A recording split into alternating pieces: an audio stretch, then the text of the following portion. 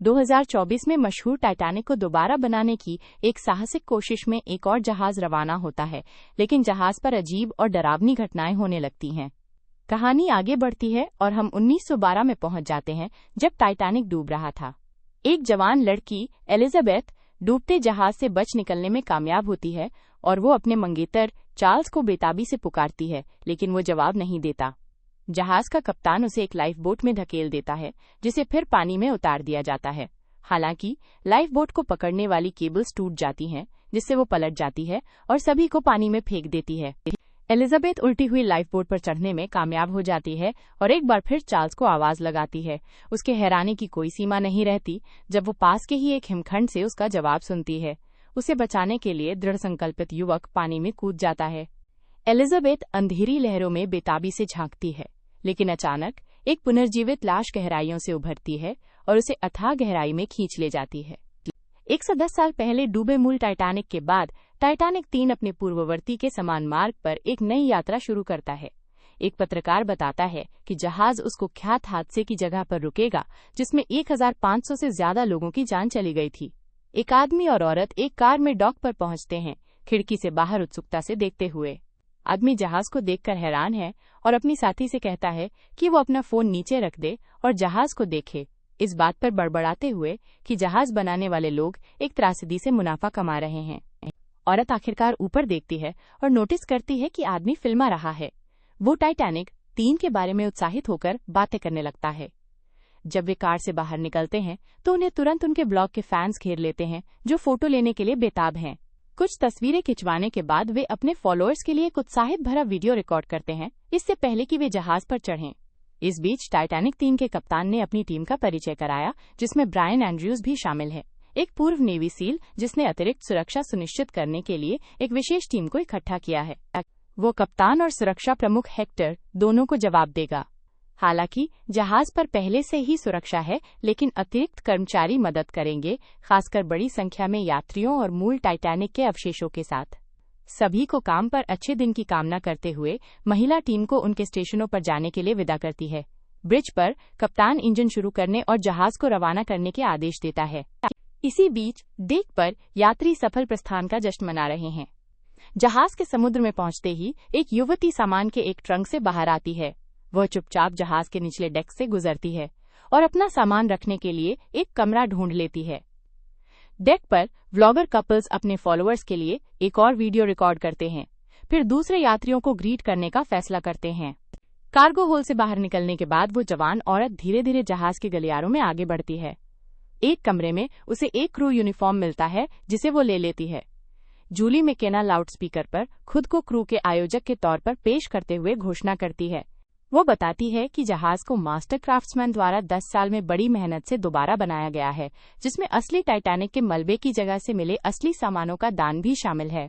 कल शाम कैप्टन रोज सबको टाइटैनिक के आखिरी आरामगाह तक ले जाएगी, जहां वे उस दुखद घटना के गवाहों की याद में 1 मिनट का मौन रखेंगे।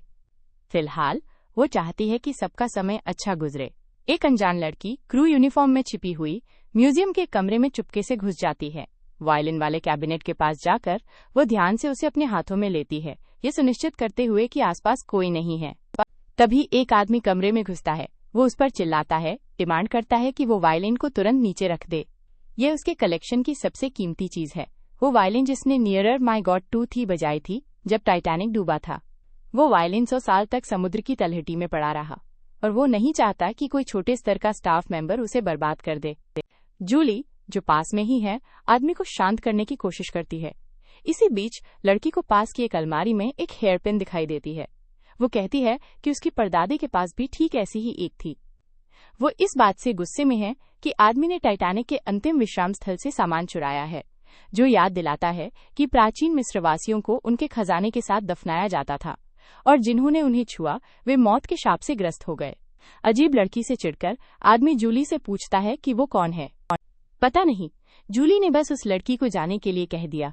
जबकि आदमी और जूली ध्यान भटक गए थे, लड़की ने चुपके से एक सिक्के के साथ हेयरपिन ले लिया और चली गई। ब्लॉगर्स ने अपने चैनल के लिए कई वीडियो रिकॉर्ड करना जारी रखा, फिल्माते हुए। आदमी ने गलती से किसी से टकरा दिया, अपनी फुहार के लिए माफी मांगी, उसे जवाब में एक कड़ी प्रतिक्रिया सुनाई दी और उसे फोन पर घूरना बंद करने की सलाह दी गई। औरत ने बीच में आकर आदमी से कहा कि ये वो था जो उनसे टकराया था। माँ तुरंत उसकी तारीफ करने लगती है, जिससे उसकी साथी बहुत नाराज हो जाती है। वे आगे जहाज को एक्सप्लोर करने चले जाते हैं। वो रहस्यमयी लड़की वापस निचले डेस्क पर चली जाती है। इसी बीच ब्लॉगर्स गलियारों में घूमते हुए अचानक ब्रायन से टकरा जाते हैं। मिया और जैक्सन उसे बताते हैं कि वे थोड़े खो गए हैं और वो उन्हें दिशा निर्देश देता है। एक प्रोफेसर एक यात्री से बात कर रहा है, उसे एक शादी की अंगूठी दिखाते हुए जो कभी कैप्टन एडवर्ड स्मिथ की थी। वो आदमी तुरंत उसे खरीदने में दिलचस्पी दिखाता है और पूछता है कि उसकी कीमत क्या है। प्रोफेसर निराश हो जाता है ये कहते हुए कि अंगूठी बिकाऊ नहीं है, लेकिन वो आदमी को खरीदने के लिए कुछ और चीजें ऑफर करता है। हाथ मिलाने के बाद दोनों आदमी निचले डेक में रखी पुरानी चीजों को देखने जाते हैं। लड़की एक रस्म शुरू करती है। वो अपने बैग से कैप्टन एडवर्ड स्मिथ की एक तस्वीर निकालती है और मौत की आत्माओं को बुलाती है। इसी बीच बॉलरूम में एक ग्रैंड आया कॉन्सर्ट शुरू होता है। कैप्टन रोज अपने कैबिन में वीडियो चैट पर अपने फियांसे से बात करते हुए तैयार हो रही होती है।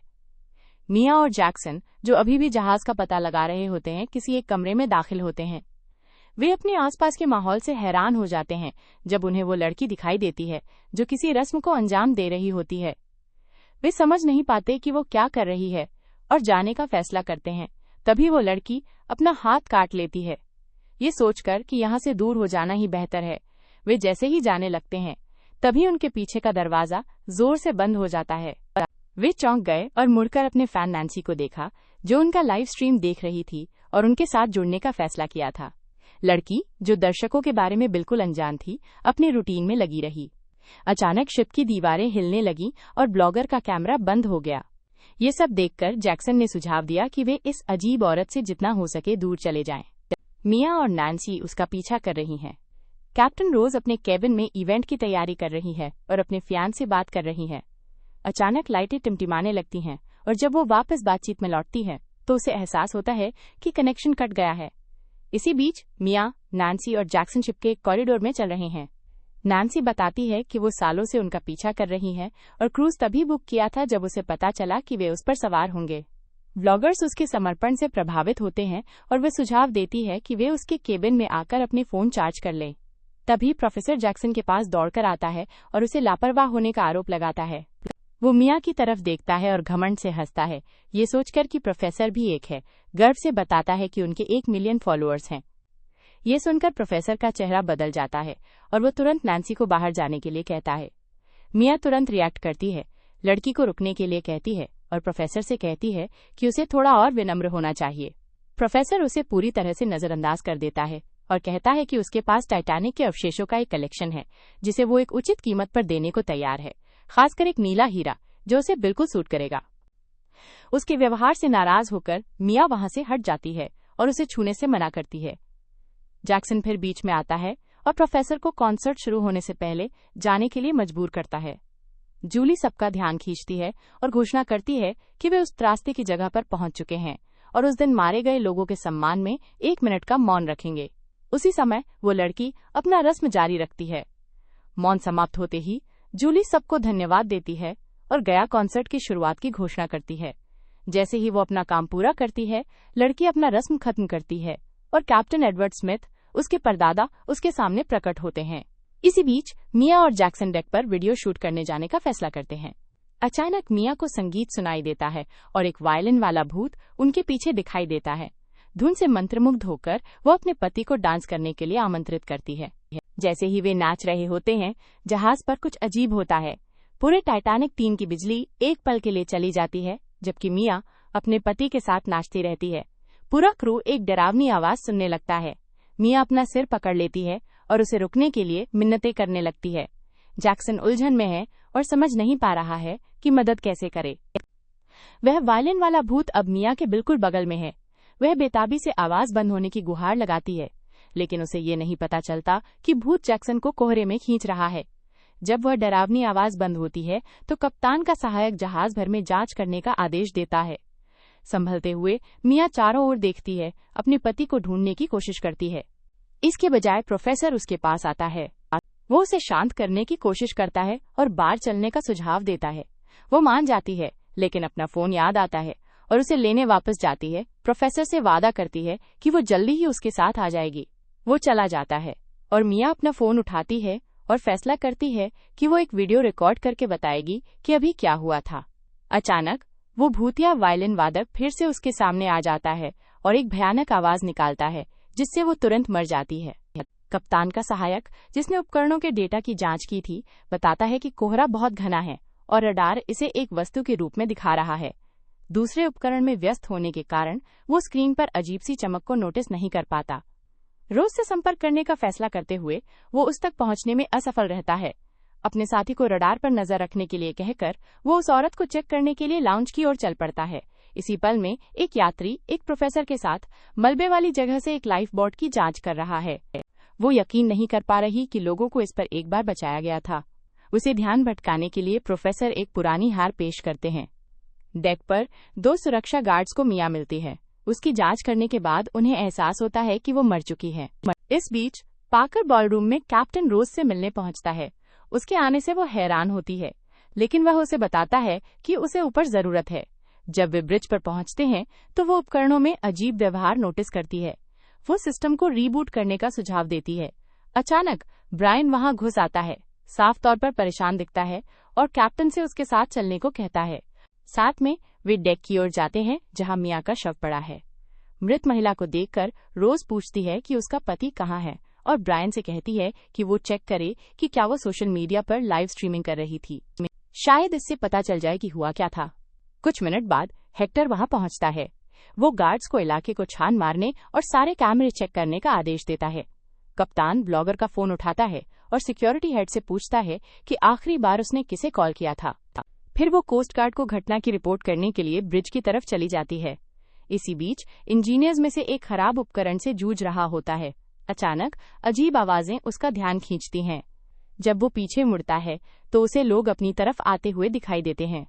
डर से उसका बुरा हाल हो जाता है। वो भागने की कोशिश करता है, लेकिन कोई फायदा नहीं होता। उसके सामने एक भूत प्रकट होता है। एक सोच के साथ वो एक पाइप से वॉल्व को तोड़ देता है, जो उड़कर इंजीनियर हेक्टर की गर्दन काट देता है। ब्रायन और कुछ गार्ड कैमरों को देख रहे होते हैं। रोज उनके पास आती है और वे उसे बताते हैं कि उन्हें कुछ भी संदिग्ध नहीं मिला, लेकिन वे उसके फोन में हैक करने में कामयाब हो गए हैं। उसे देते हुए वे मिया द्वारा रिकॉर्ड किया गया आखिरी वीडियो चलाते हैं। वीडियो में जैक्सन के साथ क्या हुआ ये नहीं दिखता। ऐसा लगता है जैसे वो हवा में गायब हो गया। फिर वे प्रोफेसर कोचरन को मिया के पास आते देखते हैं और उसे बार में आमंत्रित करते हैं। वो चला जाता है और मिया अपना फोन उठाती है। उसके चेहरे के हाव भाव से पता चलता है कि उसने कुछ डरावना देखा है और उसके ठीक बाद वो मर गई। कप्तान को शक है कि कोचरन वापस आ गया है और अब उससे पूछताछ करने का वक्त आ गया है। उसी पल प्रोफेसर कोचरन बॉलरूम में जूली से बात कर रहे होते हैं। रोज और ब्रायन उनके पास जाते हैं और कहते हैं कि उन्हें उनसे अकेले में बात करनी है। उनके इरादों के बारे में अनिश्चित होते हुए वो उनके पीछे चल देता है और पाता है कि मिया स्टोन मर चुकी है और उसका पति गायब है। वो उसे जिंदा देखने वाला आखिरी इंसान था। सर्विलेंस फुटेज में दिखता है कि वो जैक्सन से झगड़ रहा था। वो मानता है कि उसे गुस्सा जल्दी आता है, लेकिन इससे ज्यादा कुछ नहीं।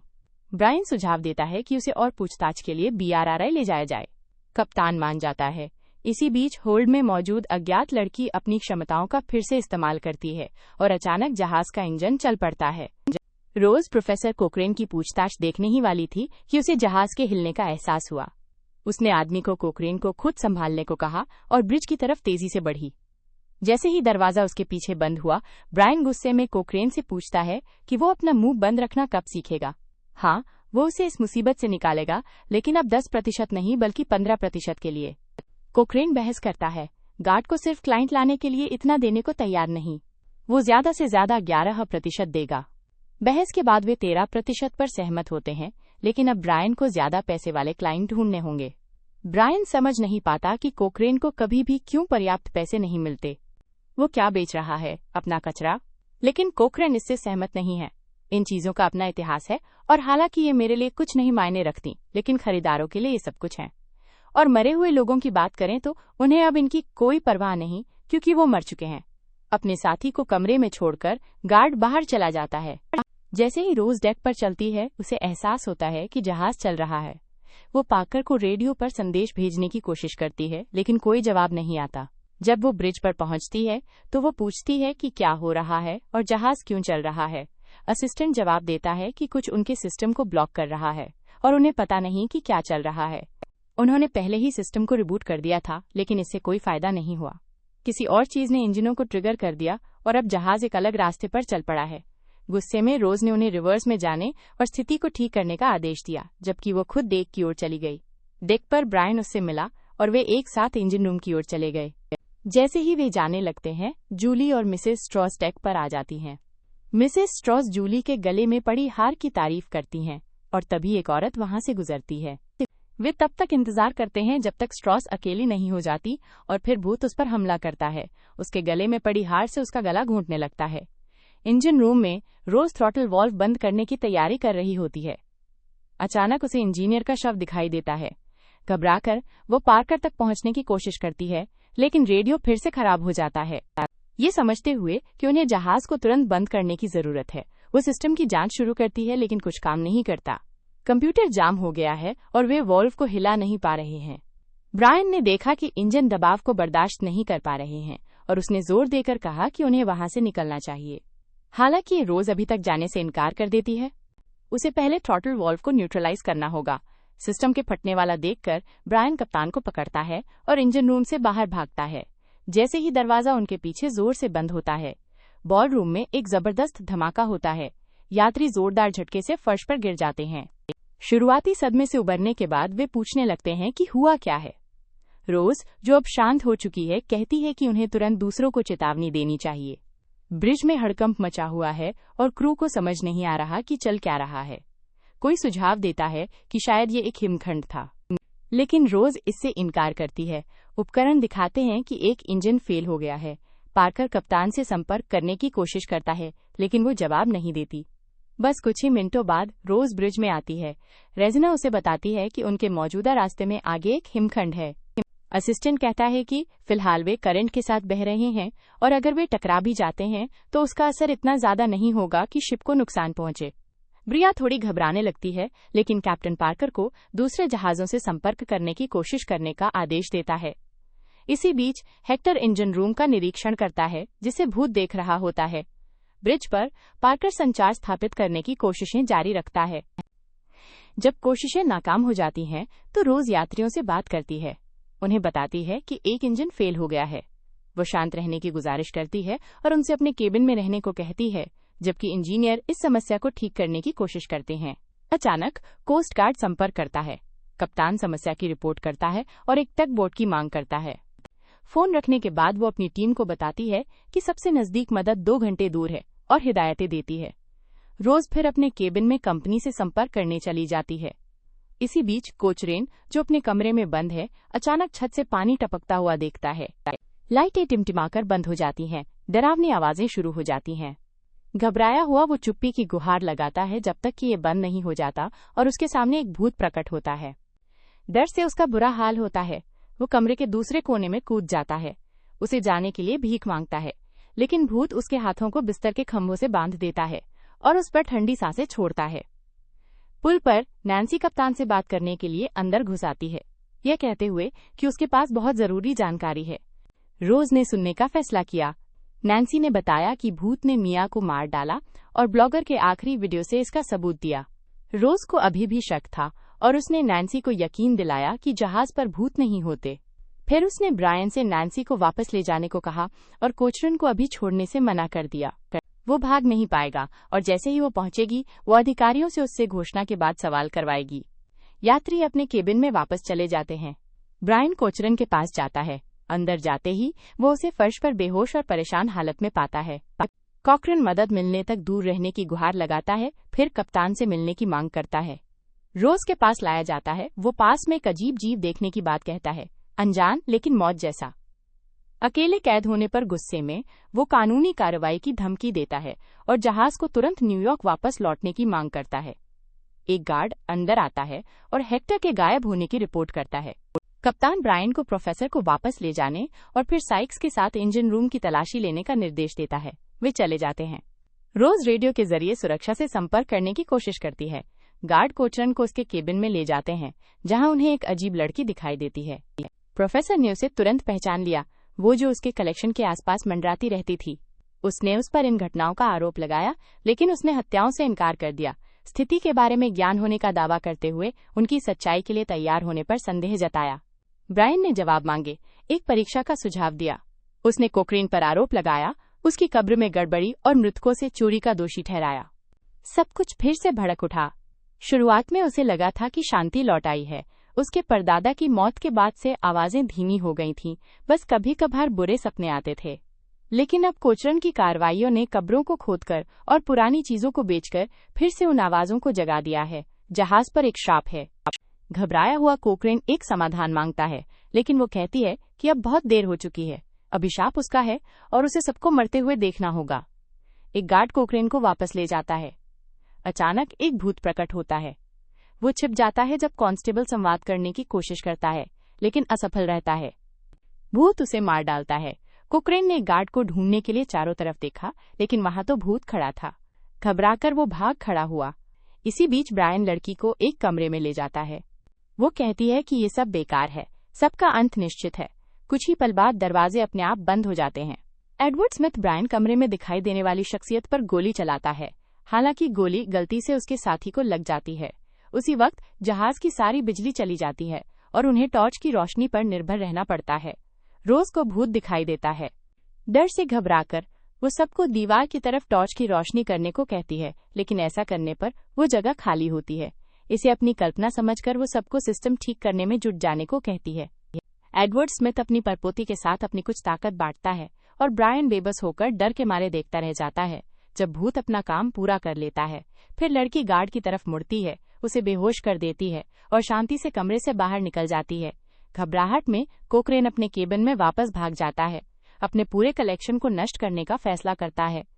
खुद को संभालने की कोशिश करते हुए वो बाथरूम जाता है चेहरा धोने के लिए, और मिया के भूत से सामना हो जाता है।